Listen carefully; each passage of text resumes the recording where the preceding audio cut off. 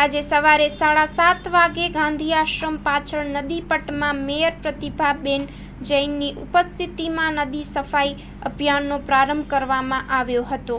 આ પ્રસંગે મેયર જતીનભાઈ પટેલ, પક્ષ નેતા ગૌરાંગભાઈ પ્રજાપતિ, દંડક શીતલબેન ડાગા તથા વિવિધ કમિટી ચેરમેનો અને કોર્પોરેટરો પણ સફાઈ અભિયાનમાં ભાગ લેશે. તેમણે જણાવ્યું હતું કે આજથી 5મી જૂન સુધી ચાલનારા સાબરમતી સફાઈ અભિયાનમાં શહેરમાંથી જુદી જુદી NGO તેમજ અન્ય સંસ્થાઓ પણ જોડાશે. આ સિવાય રિવરફ્રન્ટનો સ્ટાફ અને એજન્સીઓ પણ સફાઈ કામગીરીમાં જોડાશે.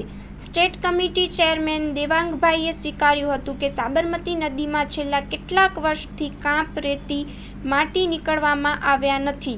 આ સફાઈ અભિયાન અંતર્ગત જૂના વાડજ અર્બન હેલ્થ સેન્ટરના મેડિકલ ઓફિસર પ્રિયંકા મોદી સાથે અર્બન હેલ્થ સેન્ટરનો સ્ટાફ પણ જોડાશે. ધારાસભ્ય શ્રી જીતેન્દ્રભાઈ પટેલ પણ આ સફાઈ અભિયાનમાં જોડાશે. Story report by Jignesh Makwana, Gandhi Ashram, Ahmedabad.